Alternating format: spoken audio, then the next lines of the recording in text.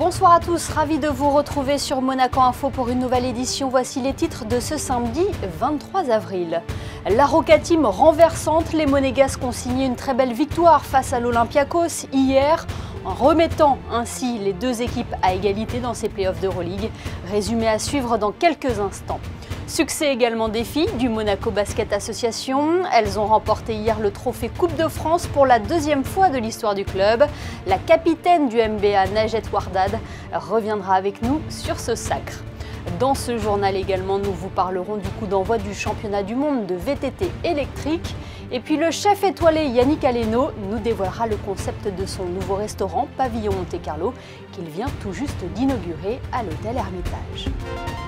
Époustouflante, renversante, magistrale, les qualificatifs ne manquent pas au lendemain de la démonstration de l'AS Monaco Basket en quart de finale de l'Euroleague. Les joueurs de Sacha Obradovic ont largement dominé l'Olympiakos hier dans une chaude ambiance grecque. Ils égalisent un partout dans la série avant les deux prochains matchs à Gaston Médecin. Retour sur ce match fou avec Yannick Debevert et Pierre Marsal. Sonnés par un premier match où ils ont été dominés dans tous les domaines, les Roca Boys voulaient absolument retrouver leur niveau pour concurrencer l'Olympiakos. C'était pourtant mal parti ce vendredi avec seulement 10 points marqués dans les 10 premières minutes. Un premier quart-temps catastrophique qui n'annonçait rien de bon avant un retournement de situation exceptionnel. La Roca Team, porté par un Dwayne Bacon de gala, réalise un rallye impressionnant. 20-0 en 7 minutes. Les Grecs ne savent plus où donner de la tête, les paniers tombent de tous les côtés. À l'image de cette passe ratée, transformée finalement en shoot réussi de Paris Lee, tout sourit à la Roca Team qui rejoint les vestiaires avec 12 points d'avance, 28-40. Et les Grecs n'étaient pas au bout de leur peine. Un homme était jusque-là encore très discret. Mike James, hué par les spectateurs du Stade de la Paix et de l'Amitié, prend feu et par là même prend un malin plaisir à climatiser cette salle mythique. 21 points pour lui en seconde mi-temps. L'écart ne cesse de grandir, l'Olympiakos étouffe et la Roca Team continue de pousser. À l'image d'un Danilo Andjusic qui s'offre un magnifique cadeau d'anniversaire en sortie de banc. 19 points, 5 rebonds en 21 minutes de jeu. It's a great win, especially away. We came here with the goal to take at least one win, so we can go home with some kind of advantage. So we have a lot of job in front of us still. We knew what we want, like we found good mismatches, like we defend good, much better, like that gives us an opportunity to run, and again to have a high scoring game. For us, this is, the best. Plus que concurrencer, la Roca Team a corrigé l'Olympiakos 96-72, le plus haut total de points encaissés cette saison par les Grecs. Avec cette victoire à l'extérieur, Monaco gagne l'avantage du terrain. Les Monégasques auront l'occasion d'accéder au Final Four s'ils gagnent leurs 2 prochains matchs à Gaston Médecin la semaine prochaine. Et notez bien le premier rendez-vous, mercredi 27 avril à 21 h. Venez nombreux supporter les Roca Boys à Gaston Médecin. Ce match sera bien évidemment à suivre également en direct sur Monaco Info. Et il faut croire que le basket monégasque avait sa bonne étoile hier puisque les filles du Monaco Basket Association ont remporté le trophée Coupe de France à l'Accor Arena. Elles ont survolé cette finale en battant le Poinçonnet 69-50. C'est la deuxième fois que le MBA gagne cette compétition. Et nous sommes avec la capitaine de l'équipe monégasque ce soir. Bonsoir Najat Wardad. Bonsoir. Félicitations tout d'abord, hein. C'était une finale que vous avez vraiment survolée. Hein. Oui, merci. On l'a fait vraiment avec plein d'ardeur, plein de confiance. On était vraiment déterminés et franchement, je suis vraiment fière de mes coéquipières pour avoir gagné ce titre incroyable. Oui, on vous a senti déterminés sur le terrain et aussi en forme physiquement, plutôt fraîche malgré une saison assez intense. Oui, franchement, on a eu la chance d'avoir un staff très compréhensif. Ils nous ont donné quand même quelques jours off, donc on a pu régénérer nos corps, nos esprits pour pouvoir se concentrer et tout donner hier au match. Hier à Bercy, dans l'antre du sport-spectacle, c'est toujours impressionnant. C'est très impressionnant, l'atmosphère, il y avait du monde, un parquet magnifique, donc c'est vraiment exceptionnel et on se rend compte de la chance qu'on avait de jouer devant tous ces gens, tous ces supporters et c'était incroyable. Qu'est-ce qui représente, Najed, pour vous ce trophée? C'est votre première saison avec le MBA, hein? Oui, c'est ma première saison avec le MBA, c'est mon deuxième trophée de Coupe de France. Donc franchement, c'était encore plein d'émotions pour moi. J'étais vraiment ravie d'en gagner un deuxième, mais surtout avec cette équipe. Donc, franchement, c'était incroyable. Voilà. Ce trophée vous booste pour les playoffs parce que la saison n'est pas terminée, hein, et il y a encore la montée en Ligue 2 en ligne de mire. Oui, voilà. Franchement, techniquement, on avait 3 objectifs. C'était les playoffs, gagner le titre de Bercy et ensuite pouvoir accéder en Ligue 2. Donc là, on est déjà sur 2 sur 3. Donc, on a vraiment une bonne dynamique. Je sens qu'on est très soudés et que voilà, on fait un chapitre après l'autre. Donc, voilà. Qu'est-ce qui fait la force de cette équipe du MBA? Vous l'avez dit, cette solidarité. Qu'est-ce qui va faire la différence dans ces playoffs? C'est surtout de rester soudés. Maintenant, on sait qu'on a travaillé très dur. On mérite d'être au playoff, d'être à ce stade. On sait qu'on est en train d'être récompensé. Donc, je pense que maintenant, c'est de garder cette humilité, de prendre un match après l'autre et de rester soudés. Et garder cette énergie, vous vous déplacez à Sceaux samedi prochain pour la première journée de play-off. Vous attendez à quoi? On s'attend de prendre ce match en respectant l'adversaire, et en sachant qu'eux aussi ont donné le meilleur d'eux-mêmes et nous, on reste focus sur nous en fait. On sait ce qu'on doit faire, on est très déterminés et puis après, on s'adapte dans le match. Voilà, on reste positif. Vous avez connu la Ligue 2. Monaco a les armes pour évoluer la saison prochaine en Ligue 2 si tout se passe bien pour le MBA? Oui, si tout se passe bien, effectivement, il y a tout ce qu'il faut. Il y a des dirigeants, il y a un cadre, il y a du bon coaching. Les joueuses sont aussi très déterminées à pouvoir accéder au niveau supérieur. Donc, on est très ravis. On fait confiance. J'imagine que vous avez suivi la saison de la Roca Team en Euroleague notamment. Quel regard vous portez sur le parcours des Monégasques? C'est incroyable parce que aussi c'est en play-off et franchement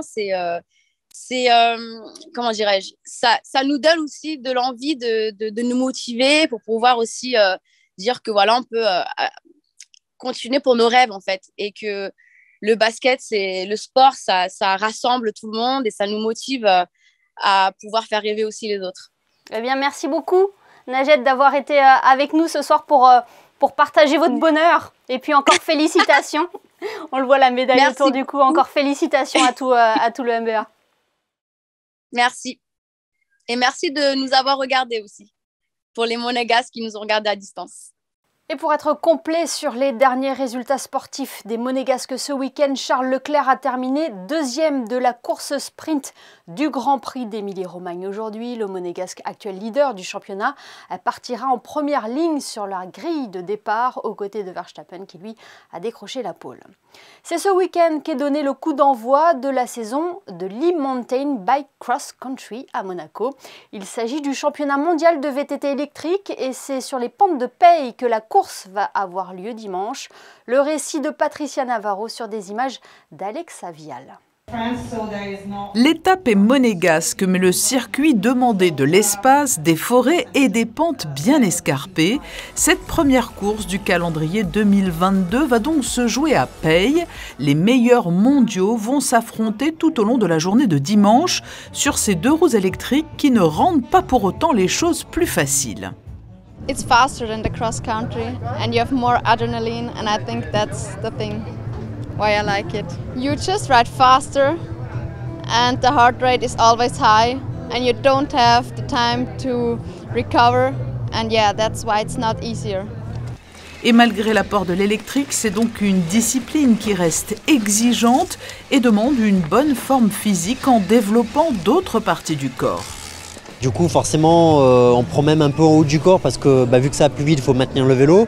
Parce qu'on a toujours les racines, les cailloux, les marches. Donc voilà, il faut toujours réussir avec le vélo qui est quand même plus lourd qu'un vélo musculaire et qui roule plus vite. Donc le tout reste très fatigant quand même, voire même plus fatigant parfois que le musculaire. Et ce n'est pas un hasard si c'est à Monaco que ce championnat international a vu le jour, la principauté ayant toujours été à l'avant-garde de la mobilité électrique et pionnière dans l'incitation à une approche durable et éco-responsable de la vie quotidienne et de la mobilité. La société qui a fondé la première compétition internationale dédiée exclusivement au VTT électrique a commencé en 2019. On a fait le premier championnat. On a débuté ici à Monaco avec la première course et après on s'est déplacé dans toute l'Europe. Monaco est le contexte idéal pour développer un sport électrique, un sport qui est proche de la nature, qui respecte la nature et qui pense exclusivement au fun, à s'amuser en le faisant avec conscience. Et sachez-le, pour encourager la pratique de ce sport avec des VTT fonctionnant à l'électrique, tout au long du week-end sont également organisées des randonnées amateurs pour faire découvrir cette technologie et le circuit emprunté par les professionnels. Le reste de l'actualité en principauté, c'est avec vous, Julia Vial. Bonsoir Julia. On débute avec le dernier rendez-vous du Monaco Press Club qui avait pour invité Yves Bigot, le directeur général de TV5 Monde. Bonsoir Émilie, bonsoir à toutes et à tous. La rencontre était bien ce vendredi 22 avril au foyer Gustave de l'hôtel Hermitage Monte-Carlo. Yves Bigot a abordé notamment la signification pour TV5 Monde de l'entrée de la principauté au capital de la chaîne, alors que le lancement de Monte-Carlo Riviera TV est annoncé à mi-2023. C'est aujourd'hui que se bâtissent les lignes éditoriales qui vont unir Monaco et la chaîne internationale. Yves Bigot a d'ailleurs parlé des enjeux d'un média diffusé dans plusieurs pays en même temps. Nous l'écoutons. Les enjeux, ils sont très importants parce qu'évidemment les sensibilités des téléspectateurs ne sont pas les mêmes. Déjà les langues ne sont pas les mêmes. Donc nous, on est la chaîne de la francophonie. Donc tout ce que nous diffusons est en français, mais nous sommes sous-titrés en 13 langues. TV5 Monde, c'est 8 chaînes généralistes en fonction des différentes régions du monde, plus 2 chaînes thématiques, une chaîne pour enfants et une chaîne qui est dédiée à l'art de vivre. Yves Bigot a aussi, lors de cette conférence, pu préciser les projets communs à venir de la chaîne et de la principauté. Retour à présent sur cette messe en la cathédrale de Monaco à l'occasion de la Saint-Georges, Julia. Une cérémonie religieuse qui s'est tenue en hommage à Saint-Georges, le saint patron de la sûreté publique. Elle s'est déroulée en présence du ministre d'État Pierre Dartout et de nombreuses hautes personnalités monégasques. Durant cet office religieux, une lecture de la prière du policier de la sûreté publique a été faite par un fonctionnaire de police. Cette messe marque, Émilie, le début des festivités liées aux 120 ans de la création de la sûreté publique. Dans un tout autre domaine, le complexe balnéaire du Larvoto prépare sa saison estivale. Pour accueillir dans les meilleures conditions les usagers du Larvoto, des travaux de reprofilage vont être menés à partir de ce lundi. Le but est de réduire la pente de la plage qui s'est fortement accentuée durant l'hiver. Pour respecter la biodiversité marine du site, cette opération sera d'ailleurs accompagnée de la pose de filets de rétention sur le plan d'eau. Par mesure de sécurité, l'accès à la plage et à la baignade sera réglementé pendant toute la durée des travaux. La fin étant prévue le 13 mai, Émilie. La plage sera alors fermée en semaine de 5h à midi et la baignade strictement interdite au public. Pour le week-end, pas de restrictions horaires pour accéder à la plage, mais la baignade restera interdite. Merci Julia pour toutes ces précisions. Un an après son arrivée à l'hôtel Hermitage, le chef étoilé Yannick Aleno ouvre Pavillon Monte-Carlo, une table qui bouscule les codes, mettant en valeur la gastronomie de comptoir. Yannick Aleno apporte son ADN et recrée en principauté, un concept qu'il a déjà développé à Paris. Il est avec nous ce soir. Bonsoir chef. Bonsoir. C'est une vraie identité alénesque, si on peut dire ça comme ça, que vous importez à Monaco. Hein. Oui, alors on a importé notre bistrot, on va dire, le comptoir gastronomique, au sein de l'Hermitage ici à Monaco. Vous savez, cette sublime terrasse qui donne sur le port. J'espère encore dire que j'ai beaucoup de chance et que je suis dans le plus bel endroit de Monaco. Excellence, partagée et modernité, ce sont les 3 mots qui pourraient résumer l'esprit du lieu? Ouais, c'est générosité, facilité. J'ai voulu faire un restaurant pour les Monégasques, hein. J'ai voulu faire un restaurant ouvert 7 jours sur 7, avec une cuisine résolument française et provençale, une cuisine teintée d'azur. Donc je crois qu'ici, on va se retrouver dans un lieu qui a été dessiné par Charles Minassian, dans un confort absolu et dans l'élégance. L'Hermitage est l'hôtel des connaisseurs et j'ai voulu amener comme ça me mettre au service des connaisseurs et de leur amener une cuisine qu'ils connaissent. Vous le présentez comme un restaurant comptoir, une gastronomie sans cravate, j'ai pu lire dans la presse. Pour moi, c'est le restaurant idéal que vous pourrez trouver ici pour tous les moments de votre vie en fait. Et moi, j'aime cuisiner dans ce genre. Je suis né derrière un comptoir, donc je sais à quel point ce geste-là de comptoir est quelque chose qui simplifie les relations. Alors Pavillon est déjà présent à Paris. Qu'est-ce qu'il différencie de son grand frère des Champs-Élysées? La vue sur la mer, sûrement? Oui, la vue. Enfin, j'ai la chance aujourd'hui d'avoir 2 pavillons et dans des lieux extrêmement prestigieux. Les Champs-Élysées évidemment, au sein de Ledoyen, et puis là aujourd'hui, l'ouverture de pavillon Monaco à l'Ermitage. Donnez-nous un peu d'eau à la bouche, chef. Quels sont les plats qui composent la carte de pavillon Monte-Carlo? La carte est très riche puisqu'on a une proposition d'une bonne quinzaine d'entrées, 16 entrées je crois, dont une grosse proposition végétale. On va retrouver l'œuf badaboum, c'est un œuf poché farci de foie gras avec une sauce à l'anguille fumée. On va retrouver un rouget en feuilles de courgette croustillant avec une sauce bohémienne. On va retrouver un feuille à feuille de bœuf posé sur un écrasé de persil au jus et au capre. On va retrouver des desserts sans sucre. On va retrouver plein de belles choses, une solmenière quand on a envie d'une solmenière. On va retrouver ce genre de cuisine. La sauce, c'est vraiment votre signature, hein. Vous vous présentez comme chef saucier. Ben oui, la sauce, c'est la signature de la cuisine, tout simplement. Et je crois que je me suis fait chevalier de la remise en route du régime saucier. Voilà, et comme dirait mon ami Gérard Pélisson, il était temps que tu passes aux sauces sérieuses. Un beau jeu de mots. Chef, voilà plus d'1 an que vous êtes arrivé à l'hôtel Hermitage. Quel bilan faites-vous de cette année écoulée? À vous entendre, on dirait que vous êtes toujours sur votre nuage. Je suis bien, déjà j'ai trouvé une équipe formidable, j'ai eu un accueil de toute l'équipe ici extraordinaire. Pour moi, c'est une fierté de rejoindre mon éminent confrère Alain Ducasse. Et pour nous, c'est un plaisir de vous avoir à Monaco. Merci infiniment, Yannick Aleno, d'avoir été avec nous ce soir. Merci. Ce rendez-vous à noter à présent dans vos agendas. Lundi, le nouveau musée national de Monaco propose une rencontre-conversation portant sur le rôle des femmes. Un rendez-vous qui a lieu au pavillon Bozio à 18 h, Julia. Tout à fait, Émilie, et plus précisément du rôle des femmes dans les avant-gardes transméditerranéennes, avec la présence de Amina Diab, de Cléa Daridan, de Virginia Tantindo et Morad Montazami. Les différents artistes échangeront autour de leurs œuvres et pour certains autour de leur trajectoire militante. L'entrée pour ces rencontres est libre dans la limite des places disponibles. Rendez-vous donc ce lundi 25 avril au pavillon Bozio. Autre rendez-vous au marché de la Condamine, cette fois-ci une soirée italienne mardi. Le marché de la Condamine prendra très prochainement des airs de Dolce Vita. La soirée italienne débutera aux alentours de 19 h, Émilie, au sein de la halle. Au programme plats traditionnels à déguster dans une ambiance conviviale, grâce notamment aux musiciens d'Allegria Band qui reprendront en live les classiques de la chanson italienne. Cet événement est une manière pour la mairie de Monaco de poursuivre la redynamisation de ce lieu de vie incontournable. Ces événements festifs et populaires organisés au sein du quartier de la Condamine rencontrent d'ailleurs toujours un vif succès et d'autres événements devraient d'ailleurs suivre, donc ouvrez l'œil. Et puis le Riviera Waterbike Challenge est de retour. Il aura lieu le 5 juin prochain dans la baie de Monaco. Il sera possible d'essayer ces fameux vélos aquatiques la semaine prochaine, Julia. Le mercredi 27 avril, entre 14 h et 18 h, vous pourrez tester les waterbikes encadrés par l'équipe de la Fondation Princesse Charlène de Monaco. Le tout gratuitement dans l'enceinte du port au départ du Yacht Club. En cas de météo non favorable, la journée sera reportée à une date ultérieure. Alors si ça vous intéresse de découvrir le vélo sur l'eau, vous pouvez réserver votre créneau de test au numéro qui s'affiche juste en bas de votre écran.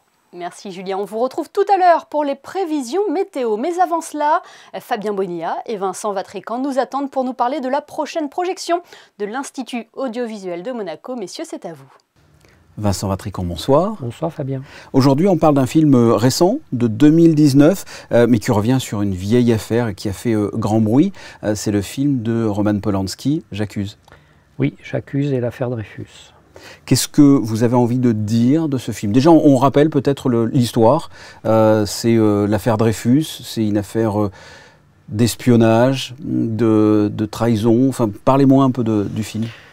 C'est une affaire complexe. Ouais. Le capitaine Dreyfus est accusé d'espionnage jugé, dégradé et ensuite enfermé à l'île du Diable. Et certaines personnes dans l'état-major militaire et contre leur hiérarchie vont essayer de prouver son innocence. Oui, on voit bien d'ailleurs dans le film, il y a les pro-Dreyfus, les anti-Dreyfus. Et le film est raconté du point de vue du colonel Picard, hein, qui est joué par Jean Dujardin. C'est un grand Jean Dujardin? Alors, je trouve un grand Jean Dujardin. Je ne le pensais pas, pour être honnête, capable de changer de registre. Même si d'ailleurs son personnage ne manque pas d'un certain humour de temps à autre. Et voilà, quand il pousse la petite remarque ou la petite blague, voilà, on sent le Dujardin comique revenir. Mais sinon, il est vraiment habité par ce rôle. Ce colonel Picard, qui était lui-même antisémite, a été très vite occupant des fonctions dans le renseignement, convaincu de l'innocence, et c'est d'ailleurs le mérite du film et sa forme un peu feuilletonesque de nous raconter cette histoire à la manière d'un film policier avec des rebondissements tout au long du film. Pourquoi ce choix de film, un film de Roman Polanski? C'est pas parce que c'est un film de Roman Polanski, même si le film de Roman Polanski est un vrai film de Polanski, et bien dans la lignée de ce qu'il sait faire. C'est qu'évidemment l'affaire Dreyfus est une affaire qui a occupé beaucoup d'années de la vie du prince Albert Ier, qui a très tôt pris fait et cause pour lui, et essayant, comme il a pu, d'intercéder pour essayer d'obtenir justice pour lui. Mais écoutez, allez voir J'accuse, si le cœur vous en dit, si vous en avez envie. Merci Vincent. Merci Fabien. J'accuse les experts en écriture d'avoir fait des rapports frauduleux. Traître! Quand une société en est là, elle tombe en décomposition. J'accuse de Roman Polanski, c'est mardi à 20h au Théâtre des Variétés. Avant de nous quitter, jetons un coup d'œil sur les prévisions météo. Avez-vous de bonnes nouvelles à nous annoncer pour la journée de demain, Julia? Eh bien, il y aura du mieux, Émilie, mais pas de quoi retrouver le sourire. Les averses seront plus éparses, mais tout de même bien présentes en principauté. Du côté des températures, elles oscilleront entre 11 et 16 degrés. Demain, nous fêterons les fidèles. Mais rassurez-vous, ce temps maussade serait de courte durée. Il paraît qu'une amélioration est prévue pour le début de semaine prochaine. Ce journal touche à sa fin.